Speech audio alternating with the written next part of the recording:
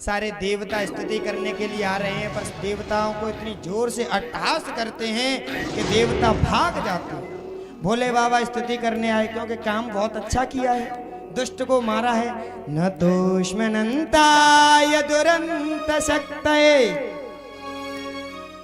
जैसे ही प्रणाम किया, प्रणाम करके ने एक बार मुंह की ओर देखा, इतनी तेज से गर्जना की बैल भाग गया।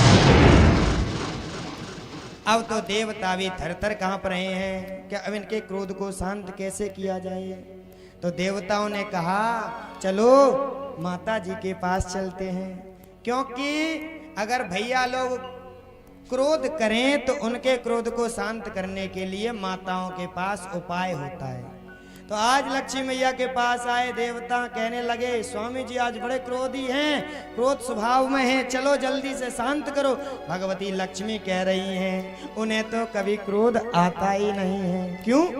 क्योंकि शांताकारं भुजगशयनं पद्मनाभं सुरेशं। वह तो शांत स्वभाव के हैं। नहीं मैया चल के देखो तो सही। स्वर्ण थाल में आरती सजा ली है और आरती सजाने के बाद बढ़िया सुंदर 16 श्रृंगार करके 12 आभूषण पहन करके चल दिए हैं और भगवान के चरणों से आरती उतारना प्रारंभ किया। और जैसे ही मुख की ओर आरती घुमाई और भगवान ने जोर भगवती लक्ष्मी मैया स्वर्ण थाल को फेंक करके दैया मैया करके भागती नजर आई। देवता घबरा गए कि अब इनके क्रोध को शांत कौन करे। तो देवता प्रहलाद जी के पास गए। भैया प्रहलाद तेरे लिए ये उग्र रूप धारण किया है। प्रहलाद जी ने जाकर के प्रणाम किया और भगवान के मुख की तरफ देखा ही नहीं।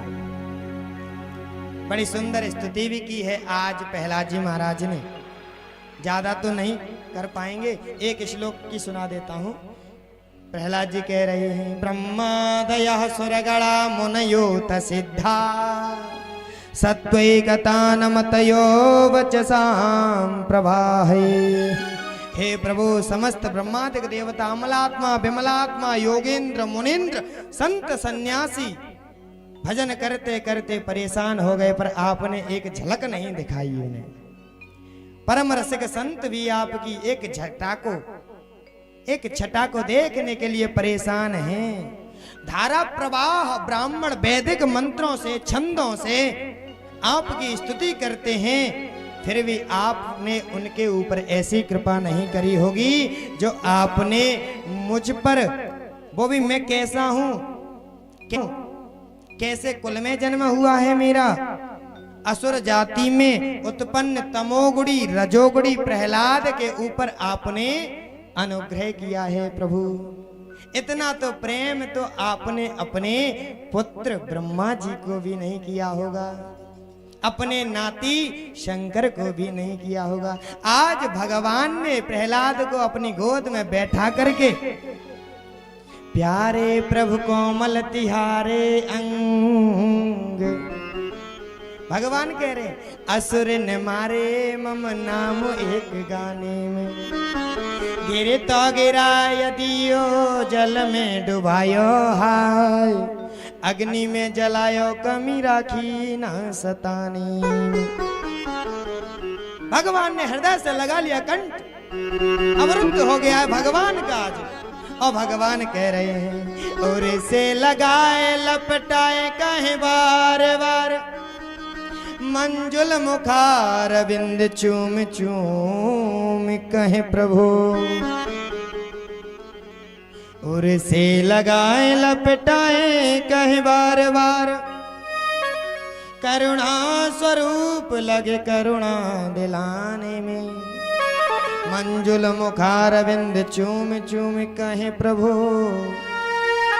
क्षमा करो पुत्र मोहे देर भई आने में। क्षमा करो पुत्र मोहे देर भई आने।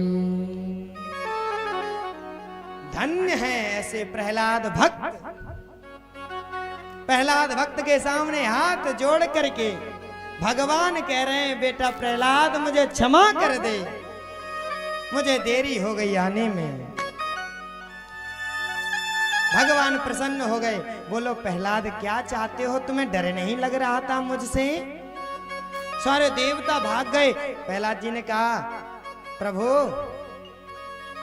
सिंह गर्जना करता है तो जंगल के सारे जीव पलायन कर जाते हैं, पर सिंह का बच्चा तो उसकी पीठ पे जाकर के बैठ जाता है। तो हम तो आपके बच्चे हैं, हमें डर क्यों लगेगा? बोल तू कुछ मांग ले। तो प्रहलाद जी ने कहा मुझे कुछ नहीं चाहिए। भक्त के अंदर जिस दिन ये आ जाए कि मुझे ये चाहिए, तो वो भक्त नहीं होता है, फिर वो क्या हो जाता है? न सा भृत्या सा वही बड़क, वह बड़क हो जाता है, व्यापारी हो जाता है कि भजन हमने किया है कुछ लेने के लिए।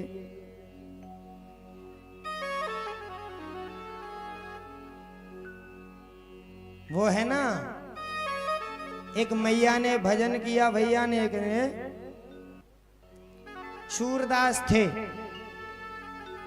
भगवान का भजन किया, भगवान प्रकट हुए। भगवान ने कहा बोलो क्या चाहते हो, वरदान मांग लो, एक वरदान दे दूंगा। उसने कहा एक वरदान दोगे तो क्या मांगू? तो उसने लंबी कतार लगा दी। कैसे? प्रभु मेरे पुत्र नहीं हैं, मेरे पुत्र हो जाए और मैं अपने पुत्र को हाथी पर बैठा हुआ स्वर्ण के कटोरे में खीर खाती हुई अपनी नेत्रों से दर्शन करूं। एक में ही इतने सारे वरदान मांग लिए। हाथी पे भी हर कोई थोड़ी बैठ जाएगा, वो भी स्वर्ण कटोरे में खीर, और नेत्र भी मांग लिए, तभी तो देख सकेगी। तो कुछ नहीं मांगा आज प्रहलाद जी ने। तो भगवान ने कहा पुत्र एक मनवंतर पर्यंत तक तुम राज्य करो। तो प्रहलाद जी ने कहा अगर प्रभु तुम मुझे देना ही चाहते हो तो एक वरदान मुझे दे दो, मेरे पिता का यह सब पड़ा हुआ है, इनकी अधोगति नहीं होनी चाहिए। भगवान कह रहे हैं पुत्र प्रहलाद, जिसने तुझ जैसे भक्त को जन्म दिया हो, क्या उस पिता की अधोगति होगी? और तो और जिसने मेरी गोद में प्राणों को त्यागा हो, उसकी अधोगति होगी? परम पद प्राप्त हुआ है उसको तो, और तेरे जैसे भक्त का जिस कुल में, जिस खानदान में जन्म होता है, उसके तो न जाने कितने जन्मों की पीढ़ियां तर जाती हैं।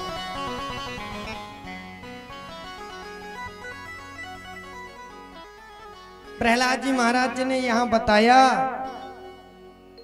भक्ति में कोई भी बाधक बने, भले ही आपकी पत्नी क्यों ना हो, भले ही आपके पति क्यों ना हो, पुत्र क्यों ना हो, छोड़ देना चाहिए। ऋषभदेव भगवान ने जब अपने पुत्रों को उपदेश दिया, जब कहा था कोई भी हो, गुरु क्यों ना हो, भक्ति में बाधा बन रहा हो तो गुरु को त्याग कर दो। तजो पिता प्रहलाद विभीषण बंधु भरत महतारी, गुरुवर तजो कंत व्रत बनतन भय मुद मंगलकारी।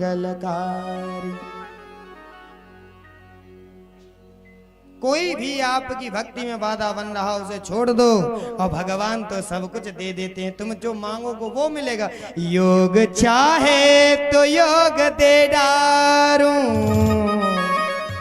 भोग चाहे तो भोग दे डारूं, मुक्ति चाहे तो मुक्ति दे डारूं। आप भगवान से कामना भी करोगे कि हमें पैसा मिल जाए तो पैसा मिल सकता है, पर पैसे को भी सही जगह उपयोग करना आपको ही आना चाहिए।